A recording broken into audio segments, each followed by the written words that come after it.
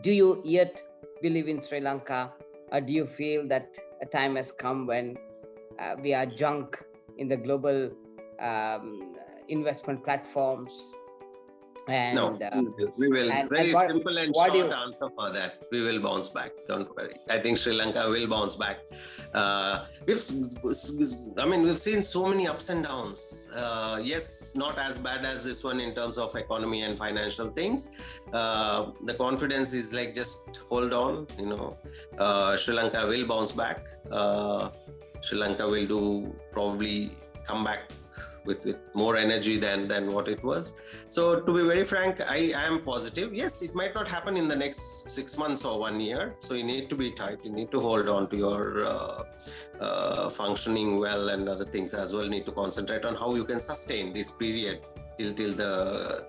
See, one of the things which people are not really looking at is overall globally there is a problem right now. There is inflation going up everywhere. There is economy coming down in most of the countries. So that doesn't mean that we take comfort from that.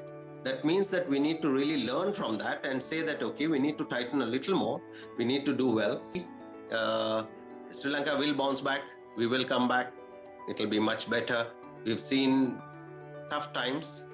Of course, this is the toughest, but who knows? I mean, we look back at it and we say, okay, something else is tough. This is the toughest, and this was just a cakewalk. So I think we will wait. I think we will come out of it soon.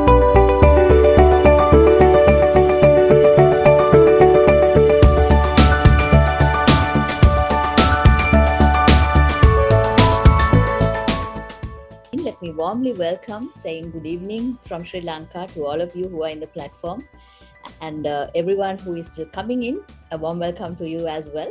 So this is another session, another round in our MBA Diaries platform, where we will be meeting an expert.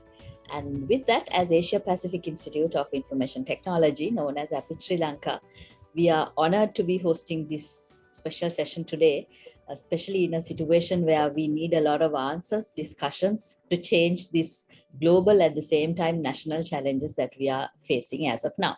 So having said that, to start off for the day, let me invite our chairman of APIT Sri Lanka, Mr. Bandhu Legudage, to share his expressions and wishes. Chairman, over to you. Thank you, Kaushali. With all the lot of restrictions, so I managed to connect with our chief guest today. So on behalf of our APIT board and CEO Roshane Godage and the staff and also the student population, very warmly welcome you here, Reddy. So basically, Kishore, I don't think that we need a right introduction here in Sri Lanka. As a business leader, you are there in spite of your busy schedule. It's extremely privileged to have you here. So APIT is basically known for its quality education, but APIT believe beyond that, everyone who is joining APIT is basically end up as a graduate, but we expect more. I mean, 1 mile extra. That means everybody goes out. He has, who or she has to be a well-surrounded person with a lot of extracurricular activities. That means he should be a leader first of all, because we are bringing leadership qualities within them. And also, this is a great initiative done by Dr. Rohan Tatukorales as the CEO of Forum, that will be around 70th leader who is joining us today. So I'm sure our students will get the maximum impact and support or interaction with you, because the whole objective is giving that opportunity to interact with opinion leaders like you for our student population. Honestly, Kishore, we never had that opportunity during our school time or your younger time. So you are also here for the betterment of our students. So thank you very much once again. And I request all the listeners, all the joiners, the people who are overseas, and also diplomatic corps and many ambassadors, and also foreign participants, those who are joined today, and please have a fruitful discussion with Kishore Reddy, who is a very eminent personality here in Sri Lanka right now. So get the maximum output from him. So thank you once again, Kishore, joining us for in spite of busy schedule. All the best. Thank you, and take over to Dr. Rohan Tatukara and Kaushali, please. Thank you. Thank you very Gaurav. much, Chairman of APIT, Chairman of the Industrial Association, and of course, Vice President of Nestle. Let me introduce our special guest today, a very eminent person who's been a professional, with over 25 years of experience, one of the longest standing Indians in the country. He passed out from the Institute of Hotel Management, Hyderabad, and also a degree in political science, public administration, and economics. And in 1993, after passing out from the prestigious Oberoi School of Hotel Management in New Delhi, he worked out at the Oberoi Delhi and the Oberoi Mumbai. In 1996, he moved to Sri Lanka and worked at Lanka Oberoi in Colombo till 1999. Kishore then became a consultant to the Oberoi in Sri Lanka and also started the BOI approved Reddy International, which owned and operated a chain of restaurants, pubs, and lounges, and successfully sold the group in 2005. During the years 2003 to 2007, Mr. Reddy started investing in numerous real estate projects in 2007. Kishore started the BOI approved Pacific Realty Investments and Group Investors, and subsequently rebranded and launched Platinum One, latest technology of construction, and tied up with the Kingsbury Hotel to create Sri Lanka's first 5-star branded and managed building. Kishore is the founder member of the Condominium Developers Association of Sri Lanka, founder member, board member of the Indian CEO Forum Sri Lanka, and president of the Sri Lanka India Society, the oldest society in Sri Lanka. Kishore D Reddy is the managing director for a group of companies: Platinum Realty Investment, Quest and Query, One Hospitality, Embrace Reality, whilst also being a director of the Pragna Tech Parks and the Hana Travels Private Limited. Ladies and gentlemen, the president of the Sri Lanka India Society, Kishore D Reddy. Over to you, sir. Thank you, Dr. Rohanta. I think that's a nice and a pretty elaborate introduction. And some of the things I keep forgetting as well. Through years, we have actually seen so much of change in my whole thing, in the career and everything. Sometimes people actually question and say, do you really plan this whole change? And I say, so no, it just happens sometimes. You don't really think about it. So actually, I'm honored to have this privilege of addressing you guys, as well as talking about the Indian investments in Sri Lanka and experiencing Sri Lanka. So I'm not only honored to be actually living in Sri Lanka, because I always felt I had a better life in Sri Lanka in terms of professional growth as well as personal life, because I am actually married to my wife, who is a Sri Lankan. So that's also one of the positive things that happened to me in Sri Lanka. So apart from that, I always kept saying, it's especially for the students, there's everybody keeps complaining about the present power cuts, and then we have diesel shortage, and then we have the poverty lines being, I think, the majority of them going there, inflation going up. So one of the reasons I kept telling was, there will never be a great time. There will never be a time where everything is perfect. There will never be a time that it's all great, all good, because that's boring. You'll really not like it if everything is so normal and there is no action. It's like the same thing repeating itself every day. You'll call it monotonous, probably. But yes, some of the things we don't want. We don't want to live with these power cuts. Yes, of course, we don't want to. We don't want to be experiencing poverty and other things as well, and very high things. But that's the challenges that life puts you into, and then tells you, listen, you need to work hard. So I like to give you a beautiful story which my mother used to tell me. Before I actually get to the subject, I thought this is something inspirational for me and the way I thought. This is something when she said, oh, everything is so bad. And I said, listen, what else can go wrong? Everything is so bad. She said, never think anything is bad. Keep thinking that everything is happening for good. In the bigger picture, you will realize, yes, it did. It might help you in various ways. So she did give me a story, an example of a king who had a very wise minister who kept saying everything is for good. Anything happens, he would say, don't worry, everything is for good. And there was a day when the king was actually cutting something, and he cut his hand, and he said everything is for good. The king was so upset and said, like, okay, let me teach this guy a lesson. Everything can't be good. How could it be good when I actually cut my hand? And he planned with his other ministers and basically said, told his prime minister, let's say, and then he took him to the forest for a hunting trail. But then in when they were actually going, they actually dig a pit so that he fell into the pit. Then the king told the prime minister, no, you kept saying everything is for good. Now you are in the pit. So is this good for you? He said, yeah, everything that happens for good. And when the king was so upset, and he said, oh, let me leave you in the pit if it's that good, and I'm going to go back. While the king was going back, some tribals had actually caught him, and they said they need to sacrifice him. When they took him to the sacrificial, the priest there had said, oh, we can't sacrifice this guy because his hand is cut, and we can never sacrifice an injured animal or an injured person. And then they said, okay, let's release him.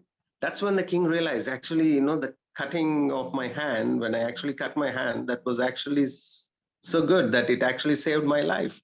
So we really don't relate that. So this is what it is. So, the guy realized that, okay, yes, something that happened, which was really bad at that time, relatively turned out to be something very good. So the king came back to the prime minister in the pit and said, I'm really sorry, this did save my life. And as you said, everything that happens is for good. And then he got him out. And then he said, that's fine. But what good has happened to you in the pit? You are actually staying here. He said, if I was not in the pit, I would have been arrested along with you. And probably because they couldn't sacrifice you, they could have sacrificed me. So that's something that actually happened, that saved my life too. The pit actually saved my life. So the reason I gave this example is basically something that I had it in my childhood, and I keep thinking, whenever you get depressed of something, you say, like, okay, maybe there is a hidden thing that is there, and we could have something might be good. So in the present economic scenario, let's say, okay, what could be better? I think something we all learn to tighten our belts in this particular scenario, and then probably that's something that's good. We thought, okay, now we need to concentrate on exports. That's good.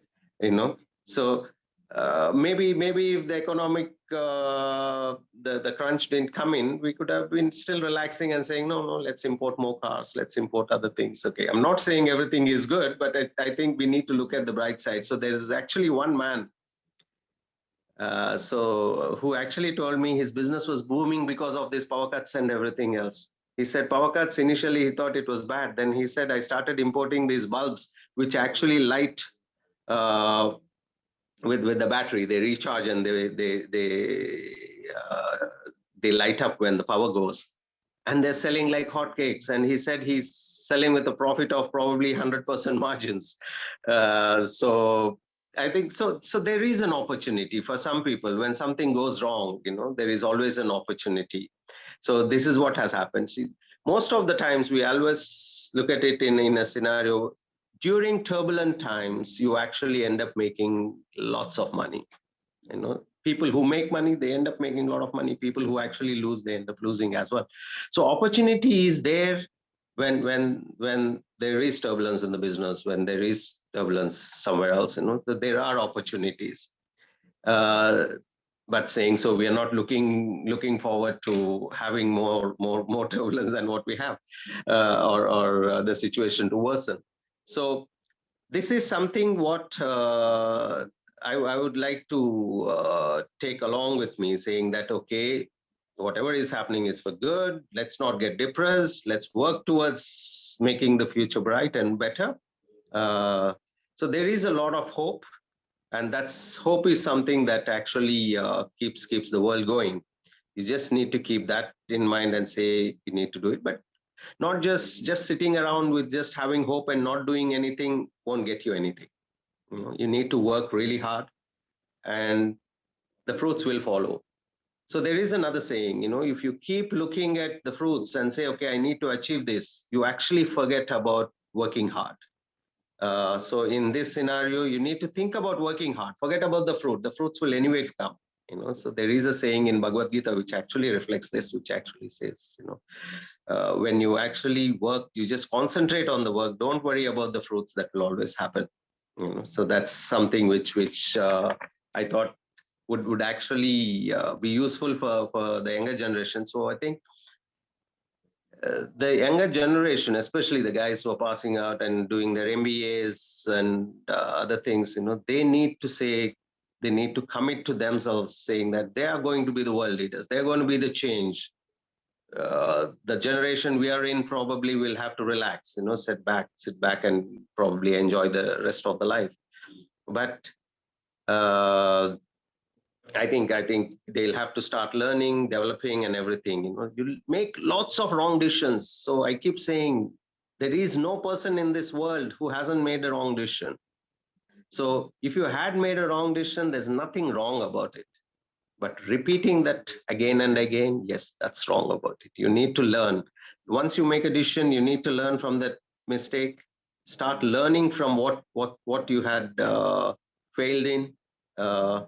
Then correct them and then proceed. So that is something that you could do. What's worse than making the mistake is not learning from the mistake, or not realizing and repeating that mistake again and again. So that's one of the things. Of course, be positive, okay, but don't forget that negativity or negative things that had happened is the ones that actually teach you, give you the experience of life. So now that's enough about probably the life and the good things that we need to do in order to become positive and grow. Let me tell you about the Indian investments. That was the topic that we were thinking of. Okay. First time when an Indian actually comes into Sri Lanka, most of the time I ask them, what do you think? What is so nice about it? Because I've been here for 25 years. And the reason when I actually came in first, and I said, I came in from Mumbai, which was pretty busy. It was hectic. When you say you were alone in Mumbai, you were actually surrounded by probably 20 people. And when you actually came into Sri Lanka and you said you were alone, you were actually alone. You're literally alone. So basically that was a nice feeling. So you had your space, you had everything else here. So one of the things I ask everybody who comes in here is, like, first thing I say, please go around the country, just go visit the whole place. And then when they come back, I say, what do you think? What do you think of Sri Lanka as a country? The first thing they say is, it's so clean. It's so clean. It's so neat. The air is so fresh. There's no pollution. And this is something, as Sri Lankans, everybody needs to appreciate as well. We do have a great country that we live in, and need to respect that. Never keep saying, oh, this is so bad, everything. Yes, it could be bad. You need to learn from it, correct those bad things, but don't keep saying that it's bad. You need to correct. You need to see how it can be corrected. Yes, some things you can't do it. Some things probably the politicians have to do it, some things. But then how could you correct having the right people in the decision-making scheme as well? So that's something that democracy allows you to do. So not getting into politics or anything else, but as an individual, I think we need to start appreciating the country, not keep saying bad things to the whole world that it's not good, because it is a great country. And that's one of the reasons why I'm actually here. I could have been living in India and doing business and everything else, but the credit goes to Sri Lanka for having for actually welcoming me and being so warm and friendly. That was one of the good things. The people are very nice and everything. So every Indian thinks Sri Lanka is the people who actually come here. Let's look at the people who don't come here. They haven't seen Sri Lanka. They really don't think, oh, it's so nice, because they probably think, they keep hearing all this negative news in the newspapers. First, we had the war. During the war, everybody thought the country never lived. It was literally collapsing every single day. But you and I know that I was there during the war, and it was as good as it could be. I wouldn't have asked anything to be changed anyway, because it was still good. We in Colombo, yes, we did experience one-off bombs. We did experience quite a lot of checkpoints, but life was good. Life was still going on very good. So, but at that time, people would have thought that was the worst time in Sri Lanka. The whole world thought that was the worst time in Sri Lanka, which I really don't agree. That time when I actually came in 95, 96, 97, I mean, we had quite a lot of issues with terrorism and other things, but life continued. Everybody lived. So that is something what we need to learn. The world thought Sri Lanka was literally dying. There was nothing happening there. There's just war and nobody could live there. And we all know, who have lived here, that it was one of the best times. So I still remember, everything creates an opportunity. When I had the restaurants, we had this. We were actually on towards the Royal College Sports Complex site, where Ganges restaurant pavilion was there, and there was a Shah Rukh Khan show that happened. And there was, if you guys remember, there was actually somebody threw a grenade, and there was a blast, and everybody from that show literally ran out and ended up in the restaurant. And we did tremendous business that night, because they thought, okay, there is some grenade or something out there, but inside, which is opposite, the restaurant was packed. So that's again something interesting, that everything that's bad doesn't mean that it's really bad for somebody else. We really did good business. Okay, I wouldn't expect that to happen.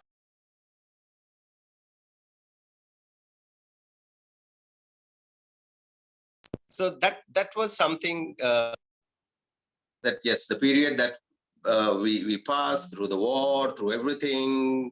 At every given time, we thought, oh, this was really bad. But then we all knew that, okay, looking back at it, it was not that bad at all.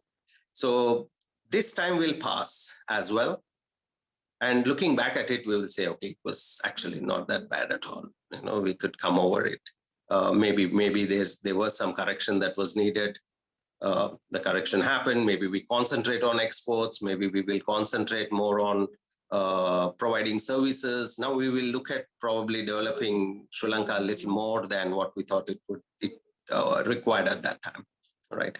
So these are the things. So now getting back to investments, I still remember, I think some of the investments in 85, 84 went through a bad time.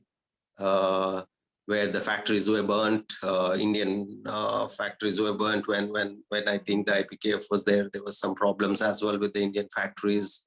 They did have certain issues when the JVP resurgence happened, or I would say the problems that was created at that time. There were issues. But saying all those things, none of those countries left Sri Lanka.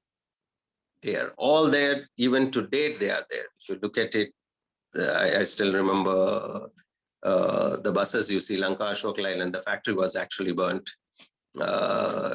And they started back again. Everything was good. So they, at various stages, we had seen a lot of problems, but then everybody bounces back, everybody comes back, and the business has been good. So there is no individual. So we have this forum called the Indian CEO Forum. Okay. I've not come across even one of the 70 members who keep rotating. Every single time a member leaves, he probably returns back to India after his term in Sri Lanka. They say they miss Sri Lanka. That itself shows that everybody loves Sri Lanka in terms of business as well as in terms of living standards as well. Sri Lanka has a better socio-economic grading than India. The GDP was good, everything was good. The present scenario, of course, is very, very different. So I think we need to analyze it and get out of it. But in the present scenario, of course, we can't compare what's happening, because there is, of course, shortage of foreign currency. COVID hit in. There was Easter bombings. Multiple things that actually affected. So saying all these things, does any country, anybody in Sri Lanka, any business in Sri Lanka, the Indian investments in Sri Lanka, do they want to get out of Sri Lanka at this moment? Even at this moment, they probably think that, okay, we can make things, change things, and we can still proceed. So there is not even one company which actually says, I would like to close up and go. Okay, though probably the thought might arise when they don't have diesel and then the generators are not there, they might have to temporarily close the factories and other things that's happening. But thanks to the government of India, which extended support in passing the credit lines for extending the credit for fuel, extending the $1 billion credit for import of essential commodities and essential items. So all these things would actually, I would say, probably assist Sri Lanka in getting back. So we were yesterday, there were top officials from the banks, Indian Bank, Indian Overseas Bank, as well as State Bank of India. The officials were here. They were in discussions with the Finance Ministry. They were in discussions with the central bank as well, to see how they could be of assistance, how they can assist, passing credit lines. They do have dollars. They do have a lot of reserves.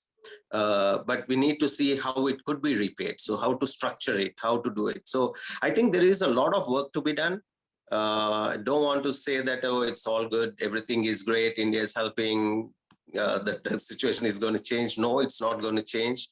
The decision has to come from Sri Lanka, from within Sri Lanka.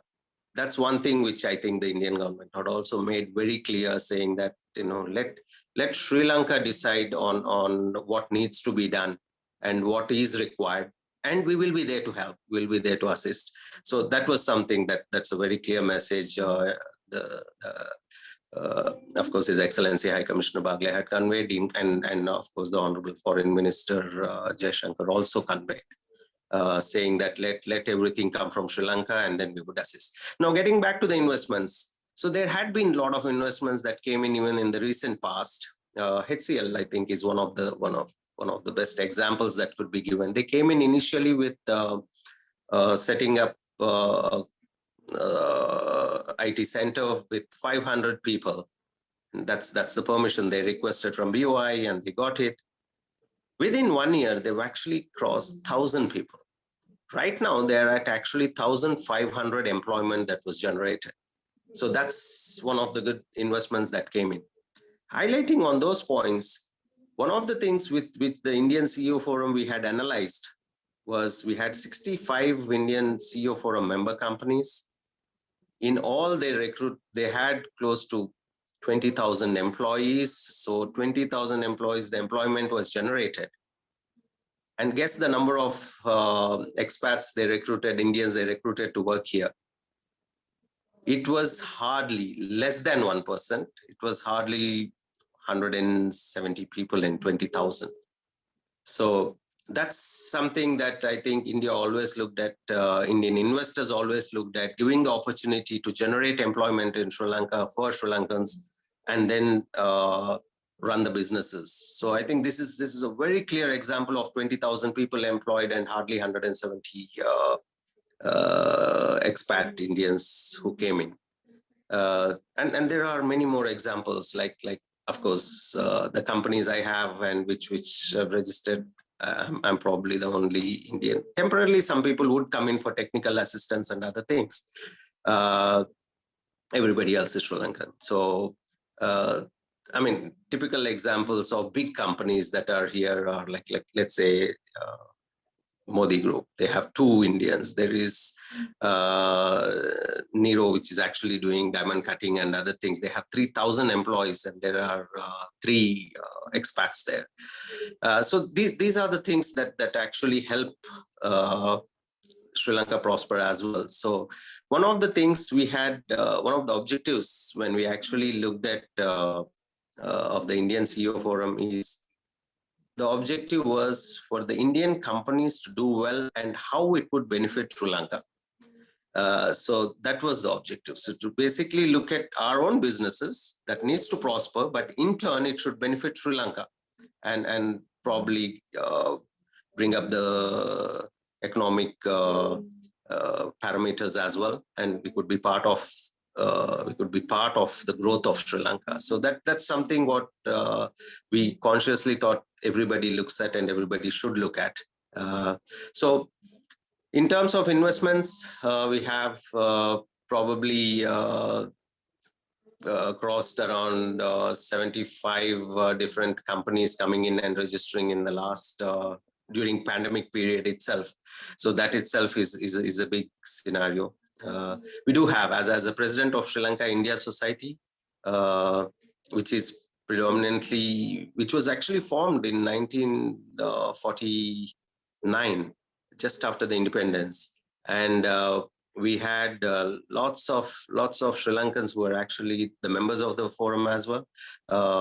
The past presidents included Chandra Shafter, Kumar Nadesan, Mr. Rohan Thudawa, Mr. Manik Pereira, Mr. Ken Balendra. I mean, I think we had some great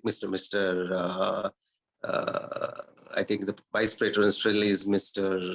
Tilak de Souza, and all the members added to developing the culture and the social interaction with Sri Lankan and Indians, increasing the friendship and other things by promoting cultural activities and other things, like actually arranging tours and travels for members in Sri Lanka to visit India and Indians to visit Sri Lanka. We started assisting the tourist board. Actually, I think one of the things actually Rohanta was also involved at that time was to promote Sri Lankan tourism. The Sri Lanka India Society and the Indian CEO Forum were getting together, and we started doing a Ramayana Trail promotion, and of course the Shai White Trail promotion as well. Last, I think 2 weeks back, we had interaction with the tourist board. We had a session where they actually explained what are the things that are there, which how we could promote it to Indians. So and of course, one of the things we organized last week was a blood donation camp where we got all the member companies to send their staff and members to donate blood, because the blood bank actually was running low on blood because of during the COVID pandemic, not many people were donating blood. So we did invest in water projects and other things where it was benefiting the villages. So apart from all those things, in terms of the social development for the country, where the Indian investments have done, every single company does some CSR projects and other things. One of the things that I think most of the companies enjoyed is the growth. Almost all the companies did grow. During the war period, they did grow. Post-war, they did grow. I think right now we are going through a temporary phase, but then of course we need to look at long term, and I'm sure we will be doing much better. So yeah, in short, none of the Indian investments who are actually here are sorry that they came here. None of them are sorry that they came here, and most of them are very, very happy. Some of them are a little less happier than the others. So that's in short. So I think we would actually end it there, unless somebody has some questions that you want me to answer.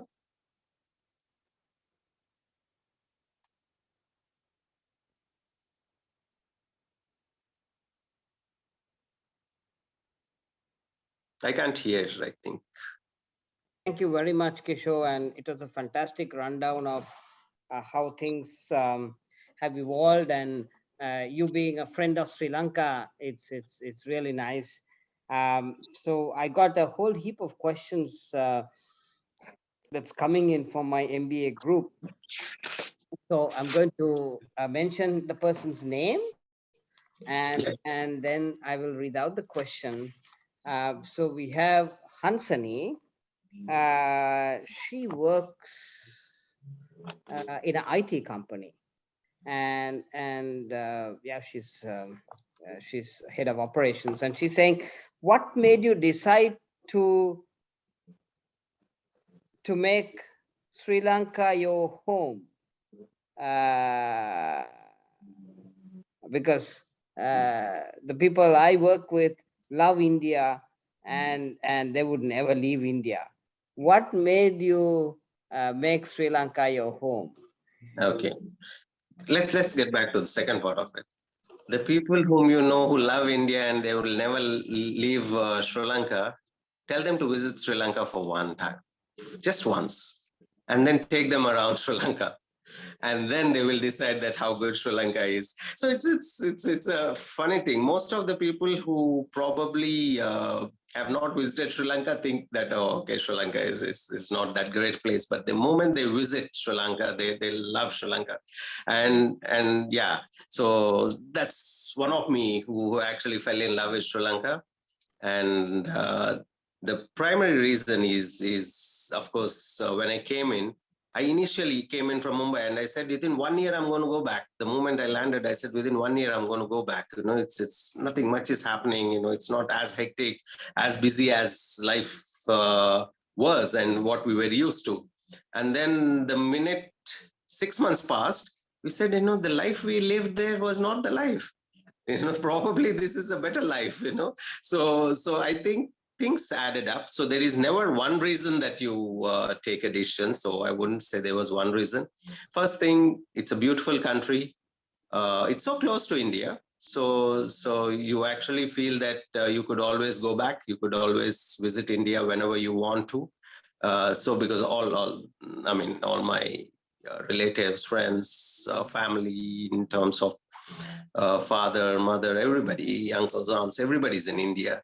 So that's one of the reasons. I would say that distance, proximity is one of the reasons why I took the decision that, okay, this is a country. So my sister lives in Atlanta, which is probably 24 hours of flight from India. And one thing she always complains is, I wish I was as close as where you were to visit India. And also so you have the betterment of both worlds. Yes, you do miss certain things in India, but you really don't need to worry about it, because it's just a 1 hour flight to Chennai, or maybe 2 hours flight to Hyderabad, 1.5 hours flight to Hyderabad, where I actually come from, and 2 hours to Mumbai. So it was actually not that far. So yeah. So saying all those things, we do have a vibrant, a small yet vibrant group of friends in here as well, which we celebrate India here. So if there is a Holi celebration, we still celebrate it here. If there is a Diwali, we still celebrate Diwali here. And we did have a last Holi, which was excellent. You know, that was a very, very nice Holi. Actually, I don't mind playing that video if you guys want to watch it. It was just a 2-minute video, but it was the last Holi we celebrated. Should I? I don't know whether I can share that. Please go ahead, Kishore. Okay, let me just look at it and share that video.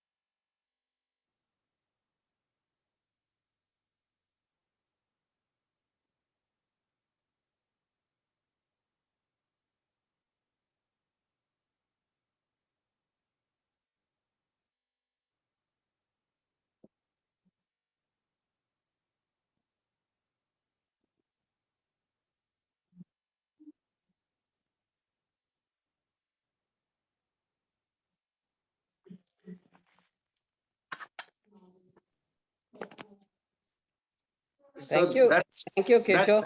I didn't know whether you could actually see I mean, you could hear the audio. Did you? Were you The, able to? the audio was Okay. not working, but the visuals are fantastic. No. And Actually, the audio was the song. The music was like really, really toe tapping. So unfortunately, oh, we couldn't get that. But that's fine. I mean, all my life I have been working for companies where I used to report into the region which was in India. So initially at Reckitt, uh, Kishore, almost 12 years at Reckitt, and I used to, I mean, like I don't know, maybe 3 to 4 times a week. Mhm. Sometimes I'm going in and out of different parts of India. So and I remember I used to live in Calcutta, the shoe polish factory, the cherry blossom shoe polish Right, factory, which right. I think you guys have about 80% Mhm. share. And then subsequently, when I was handling Dettol, I was in Bombay.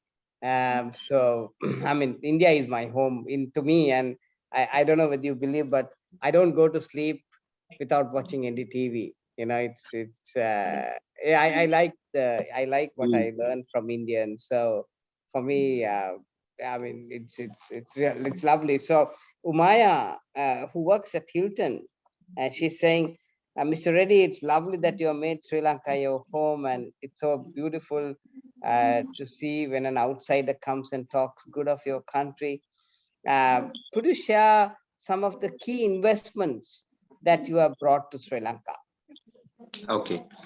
So one of the investments actually, if you look at Platinum One Suites is of course is on Gall Road, Kolpati, $40 million worth of project. It was that came in. Then you have the HSBC center that was in Rajag area, that was actually L&T Tech Parks, which actually came in. That's another investment that came in through HSBC. It actually generated an employment of 3,000 people there. So that was another wide investment that came in. Multiple investments had come into real estate in various sectors, into small property developers as well.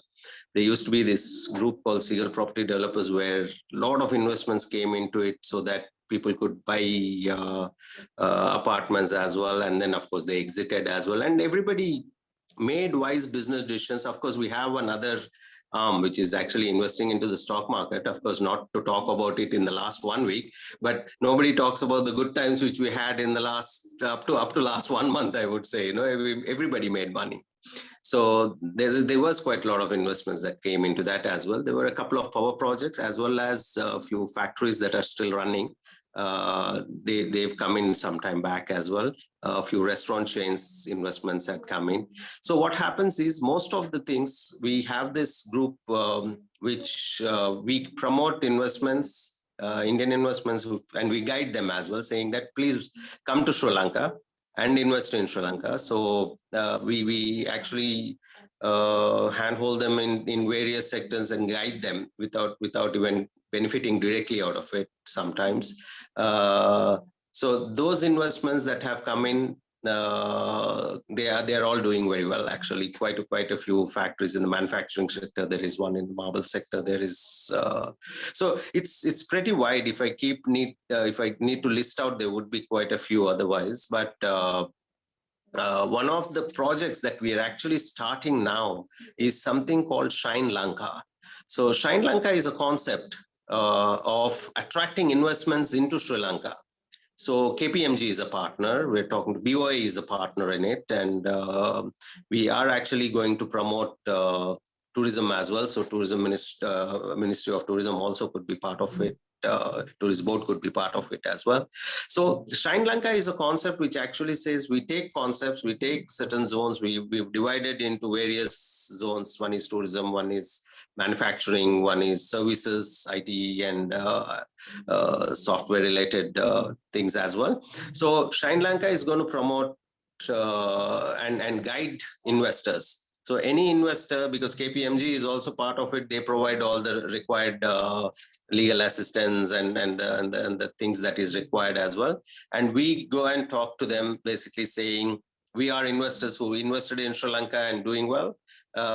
you all should invest into Sri Lanka. So that's the basic concept out of it. So when we tell them like, listen, hey, being Indian, we did it here and we enjoy it. It's easy to convince than somebody else saying, hey, listen, come, it might be good.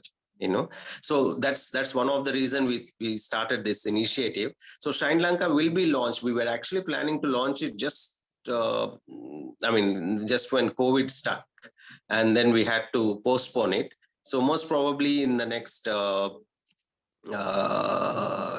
of months, I think probably we need to just look at the right time as well.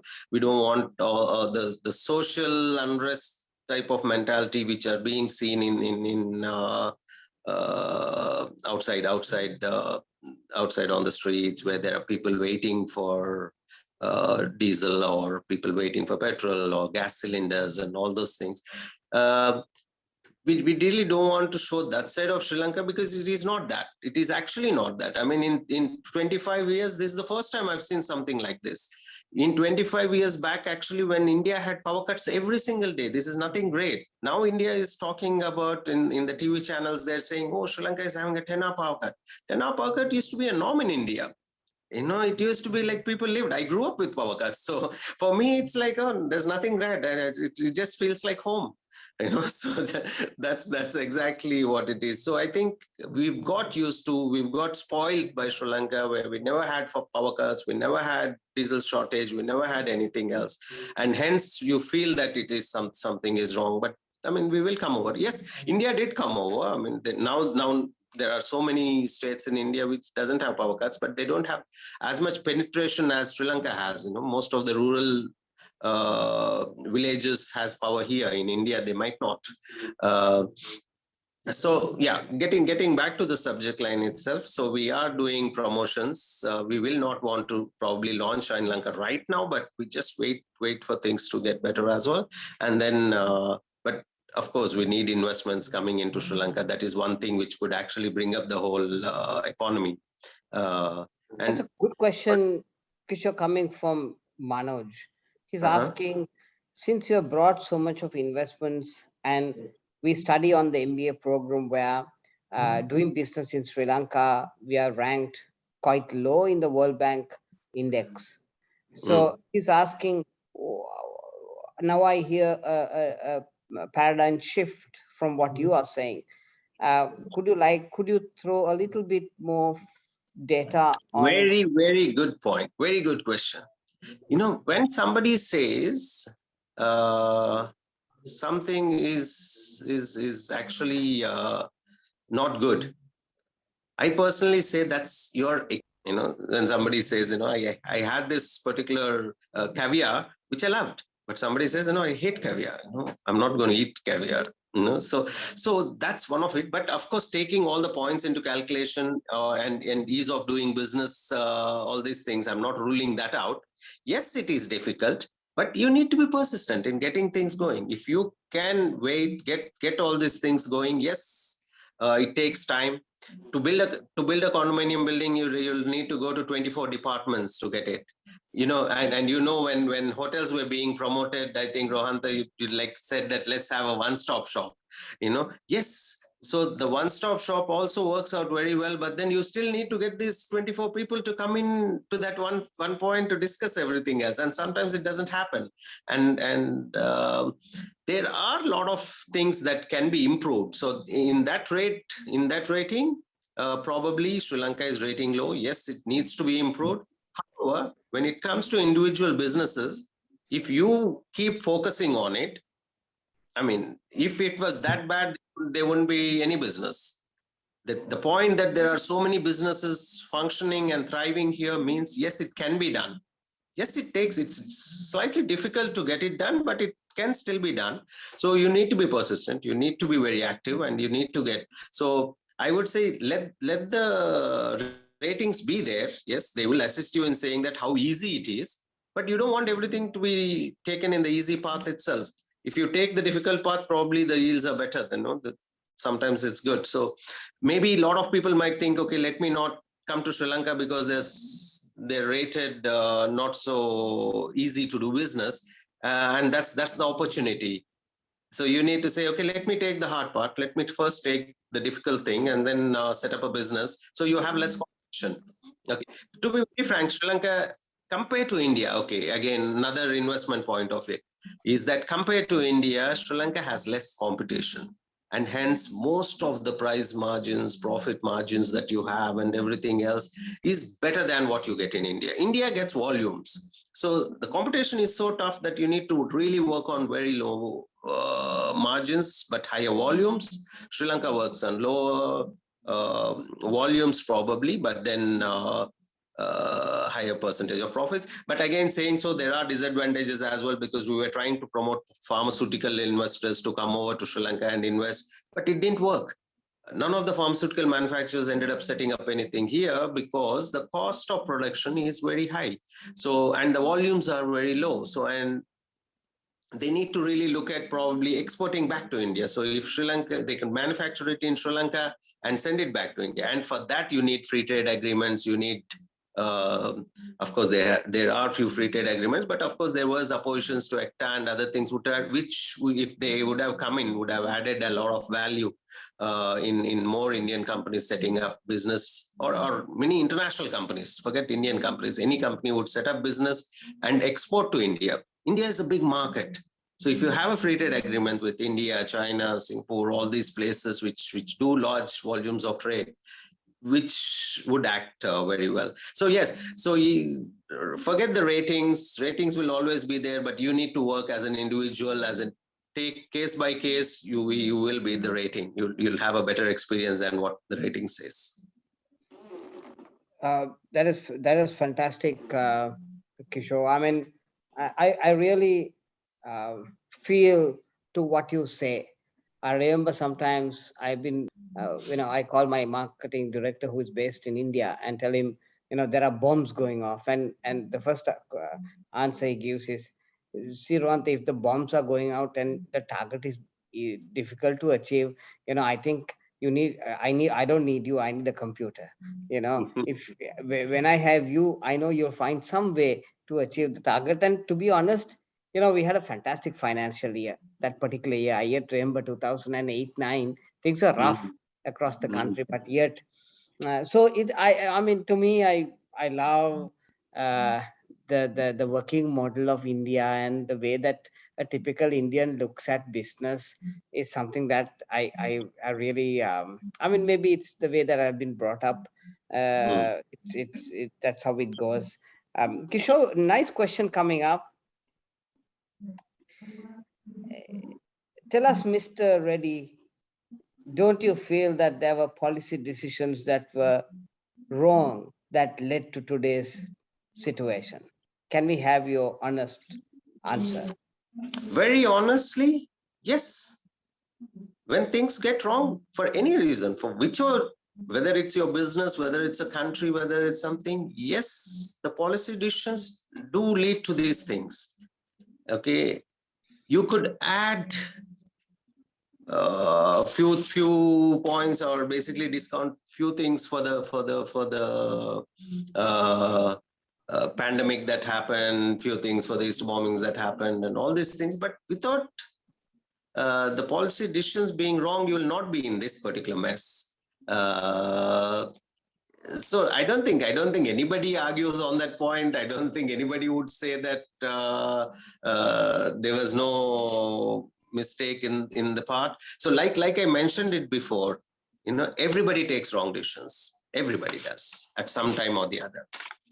It's when you learn from them, when you actually correct them and not repeat them, that's when success happens. You keep doing the wrong decisions and the wrong things continuously, that's where it's bad. And then you need to be humble to say that, yes, there was a wrong decision, sorry. We could correct it this way. Yes, there was a wrong decision this way, and we could correct it this particular way, and that would actually help.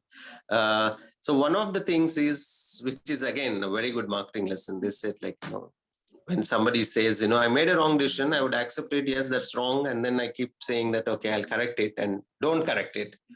That's when things go wrong. When you actually make a wrong decision and say, I'm going to correct it, and then you correct it, people actually appreciate, saying that, like, wow, you actually did something wrong, but then you brought it back. That happens in the corporate world continuously, every single time.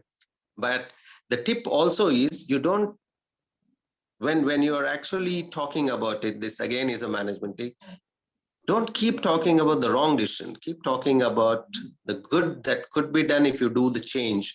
That's where I see a small lapse here. You could say, yes, there has been a problem, but let's keep talking about how we can rectify this problem, how these problems can be solved. And multiple times, if you keep on repeating that and keep on saying that, okay, this is the way we need to do it. It could be wrong. Even that decision could be wrong, but you keep on trying, saying that I'm going to rectify this, instead of sitting back and saying, okay, I'm just hoping that, God is going to come down and then going to help me. This is not going to happen, And on that note, let me also give you a very nice story, which my mom says, because my mom always connected stories with the experiences, and that continues for a long time. One of the thing was, there was this very religious man who relied on God for everything. And when floods came in, he climbed up on top of his house. And he said, God is going to save me. So all his friends and relatives were going away. And they said, why don't you come with us? We'll take you. And he said, no, God is going to save me. I'm going to sit there. Then he said, then there was an a naval boat that came in and said, hey, water is flooding. Why don't you come over? We'll save you. He said, no, God is going to save me. Then there was an Air Force helicopter which actually said, let's evacuate you. He said, no, I don't want all you guys. God is going to save me. Eventually he died. And then he went to God and he asked God, God, I prayed to you so much. I believed in you so much. And I said, you're going to save me. But why didn't you save me? He said, first I sent your friends to ask you to vacate. Then I sent the Navy. Then I sent the Air Force. But you didn't take any of those. So God is going to help you, but you need to take it as well. So that's where we are. So we need to correct things. We need to put a long-term policy in place. One of the bankers, which actually said yesterday, is, yes, we are willing to give loans. We are willing to give more money to it, but we need to know how it could be repaid. If we don't have a plan how it could be repaid, then why would anybody be giving loans? It's like going to a bank. You are in a corporate position. You go to a bank and say, I need money. He says, okay, first thing, I'm going to give you lots of money, but tell me, how are you going to repay? The moment you give them a plan of how you're going to repay, they'll study that plan. And if it's good, they're going to give you money. That's exactly the situation we are in. I love my MBA team. The guys ask some amazing questions. The question coming in is, let me just pick up. He says, I love the spirit in which you work, and I'm so happy that we have people like you living in Sri Lanka and looking at life in the bigger picture.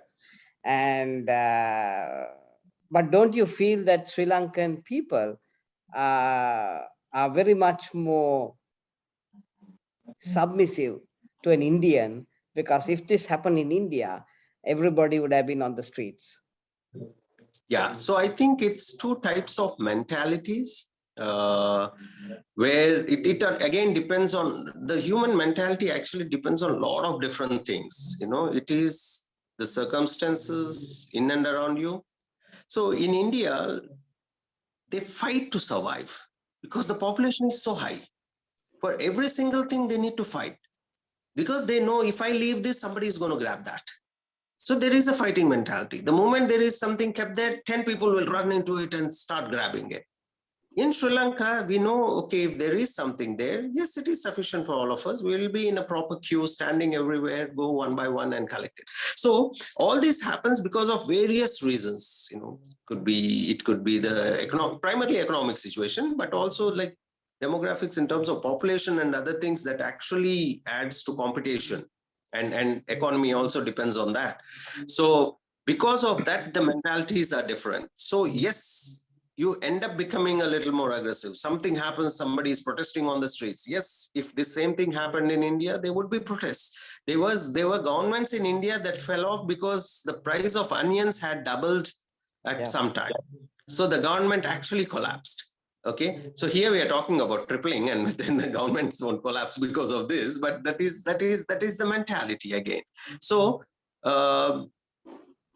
I would say Sri Lankan people and the mentality is very, very peace-loving, calm, natured people. So sometimes it works good, sometimes it doesn't. Sometimes you need to be, it depends. Like you need to be aggressive in certain ways. You don't need to be aggressive. You need to balance it perfectly. But overall, I would say if you'd have asked Lord Buddha which mentality is better, the aggressive or non-aggressive, he would have still said, the mentality, the way we are having it in Sri Lanka is still much better than the aggressive mentality we have in India.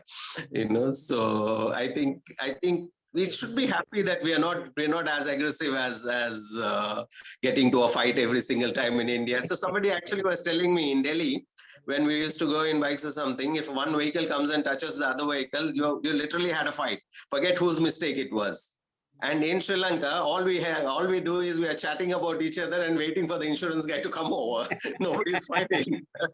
You're right. So, You're right. Yeah. so Kishore, that mentality is inbuilt there. That's different. Yeah. Kishore, if I take the mantle from my MBA class, I mean, these guys have studied for a top MBA like a Staffordshire University MBA. But I mean, have you thought of having a discussion with the powers maybe, given that you are a proven investor, you are a pivot of Indian investment coming into Sri Lanka? I mean, have you had a discussion to tell them that there is a serious issue that needs to be addressed? See, we interact with a lot of, I would say the majority of the decisions should be taken. There are decisions taken by the politicians. There are decisions taken by the bureaucrats. There are decisions taken by the politicians based on the bureaucrats' decisions as well. So I personally feel the interactions primarily, we do have interactions, to be very frank, we do have interactions at all levels.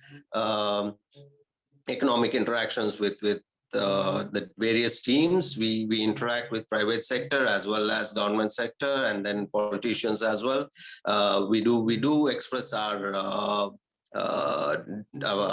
points that we need to put in. But I would say you need to do a little more. Everybody needs to discuss. We did try. I mean, to be very frank, it's not something we didn't try. We just keep putting policy planning. See, one of the things wherein every budget time we keep sending our proposals and do it. One of the things which we actually said was, when somebody invests in Dubai, he's welcome. Red carpet laid out. Not only Dubai, even in the US, even anywhere else, visas are done. They're given multiple entry. I mean, to be very frank, an Indian gets a 10-year multiple entry into US for a tourist visa as well. And here you need to get every single time you need to get it. So, and hence there are more people traveling to US than traveling to Sri Lanka. Okay. So this is something which we brought up. And we said when somebody buys a property, when somebody invests into Sri Lanka, they should have multiple years of investment. Everybody agrees on it. Everybody does it. So there are a lot of policy recommendations we do, which we give. And some were accepted and many were not, I think. But then the ones that were accepted also couldn't get gazetted. I'll tell you a beautiful example. When 2016, 15, 16, it was already decided by that time that whenever somebody buys a property in Sri Lanka, like a condominium or something, he needs to have multiple entry 5-year visas till the time he has property. That was even passed in the budget speech, that was passed in the parliament, but never gazetted from that date to date. We're talking about probably 8 years.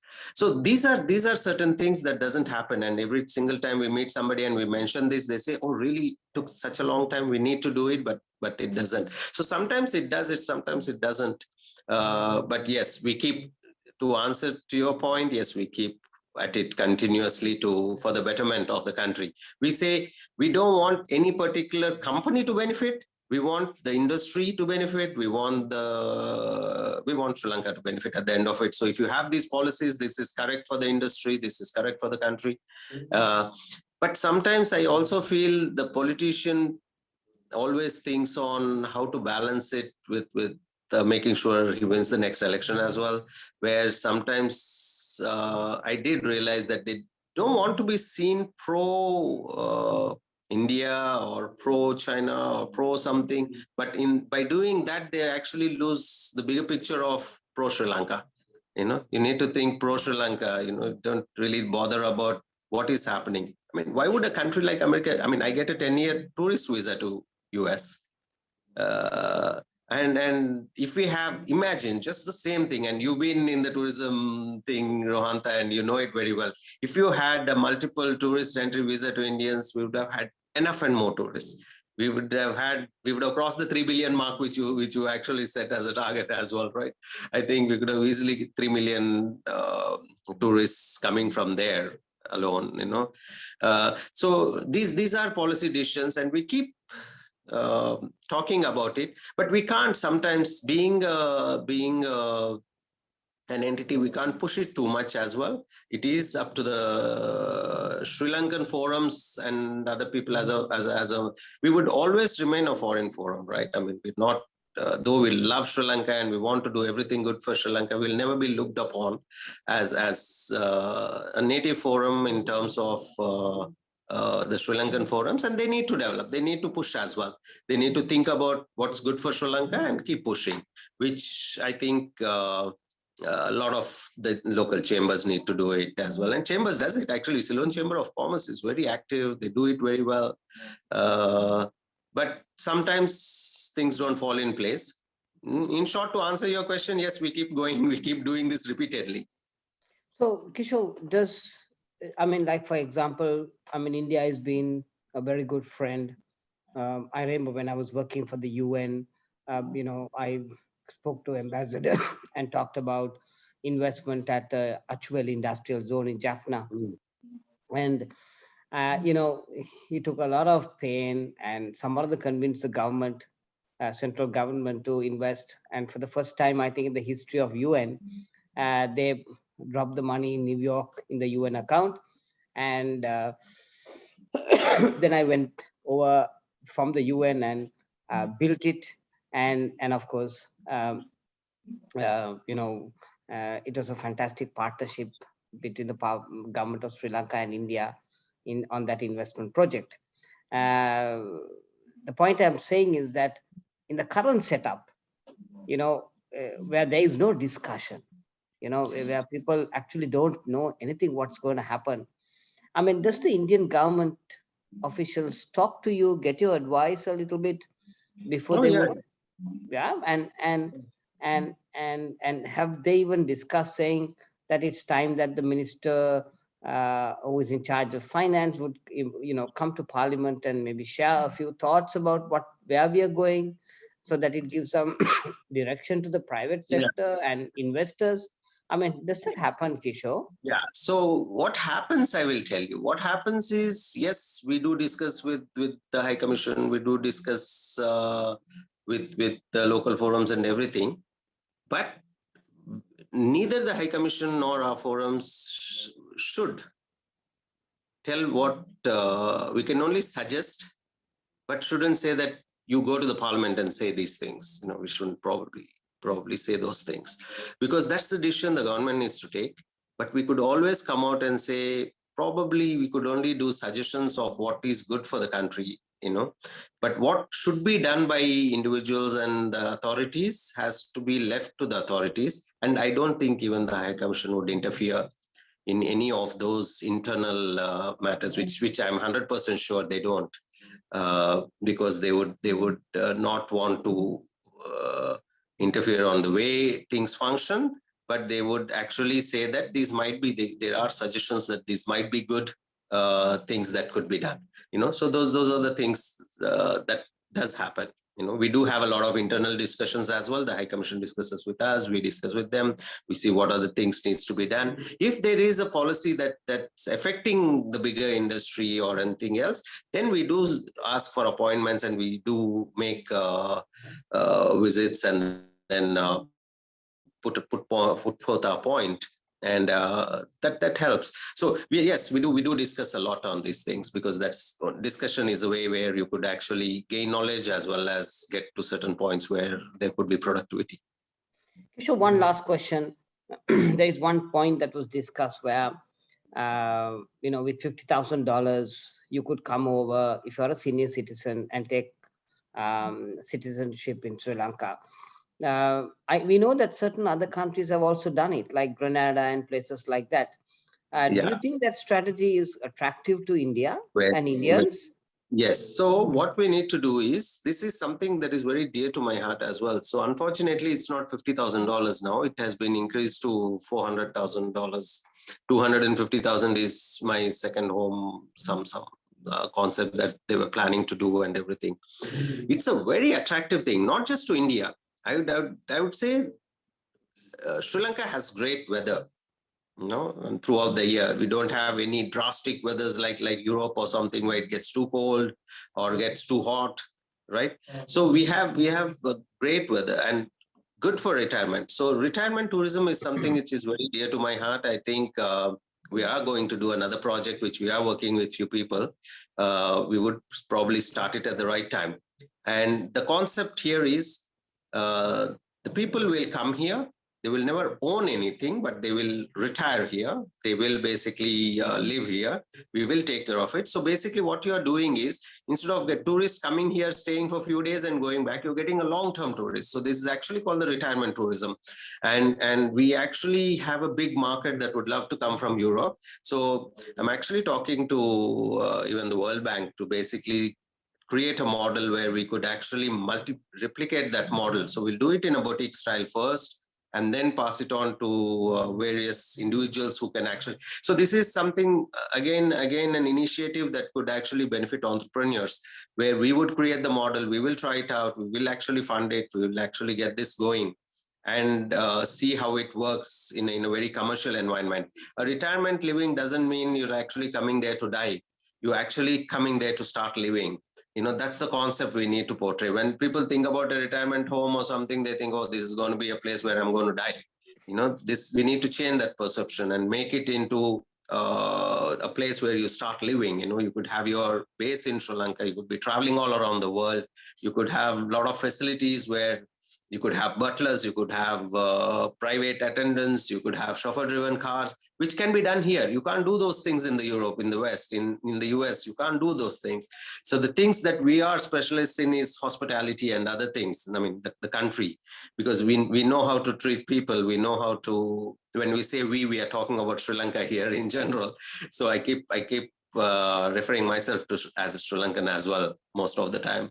So when we say we can do it here, means Sri Lanka can do it, because we have the capability to deliver all these things. So retirement tourism, providing more things, and reduce it to maybe even $200,000 people are willing to spend to come over and settle.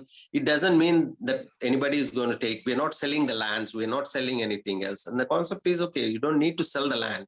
You can just lease out a retirement villa for him or her for his lifetime. So that's the concept we are working on. So that no ownership changes hands. After the person dies, it becomes into another business. It's like a hotel, literally. So he has lifelong rights on that property. It doesn't go into hereditary, it doesn't basically pass on to his next generation and they don't own it. They can't sell it. The sale of the lease value of it that actually goes to the next person, they can benefit from that, the next generation. So they can nominate somebody and then the nominated person gets the asset. In terms of the value of the asset, not actually the physical asset. So that way you're not actually selling any part of Sri Lanka to anybody by doing this as well. One last question. We want to develop. One last question, Kishore. Sorry, I know I've taken a little bit of your time, but since you've been here from 1996 and now, you've seen the different waves that we have been into. Do you yet believe in Sri Lanka, or do you feel that a time has come when we are junk in the global investment platforms? No, And we will. and Very simple and what do short you answer for that. We will bounce back. Don't worry. I think Sri Lanka will bounce back. We've, I mean, we've seen so many ups and downs. Yes, not as bad as this one in terms of economy and financial things. The confidence is like, just hold on. Sri Lanka will bounce back. Sri Lanka will do probably come back with more energy than what it was. So to be very frank, I am positive. Yes, it might not happen in the next 6 months or 1 year. So you need to be tight. You need to hold on to your functioning well, and other things as well. Need to concentrate on how you can sustain this period till the.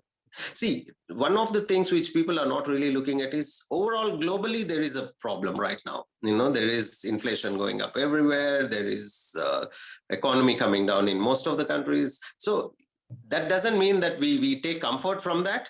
That means that we need to really learn from that and say that, okay, we need to tighten a little more. We need to do well. So in short, yes, I need to say this quickly because I actually need to go to another function as well. So in short, it is going to be Sri Lanka will bounce back. We will come back. It will be much better. We've seen tough times. Of course, this is the toughest, but who knows? I mean, we look back at it and we say, okay, something else is tough. Is the toughest, and this was just a cakewalk. So I think we will wait. I think we will come out of it soon. Thank you very much, ladies and gentlemen. That is Kishore D Reddy, who is the president of the Sri Lanka India Research Council, and he's been in this country from 1996, and if he gives his own view into what we are facing, it's a view that he sees as an outsider. He has pastures to go different parts of the world, but he has decided to stay in Sri Lanka. And I think it's actually an honor for us to have you on the MBA Diaries. Thank you very much, sir. And I appreciate. Kaushali, over to you. Thank you. Thanks. Thank you, Doctor. Indeed, it's amazing to hear from you. We don't call you an outsider, but definitely in terms of nationality, to hear that another person letting us know that Sri Lanka still have hope, especially in a situation where a lot of people are with question mark. And this is the beauty of humans, and this is the beauty of all of us as Asians, that we always smile despite all the trouble that is going on. And thank you so much for reminding us of that hope. So, and it's amazing to have you in the platform today. So with that, we come to the end of another session with a lot of hope inbuilt. And thank you very much for joining us. We'll meet back again in another session. Until then, do take care and good night. Thank you. Good night all.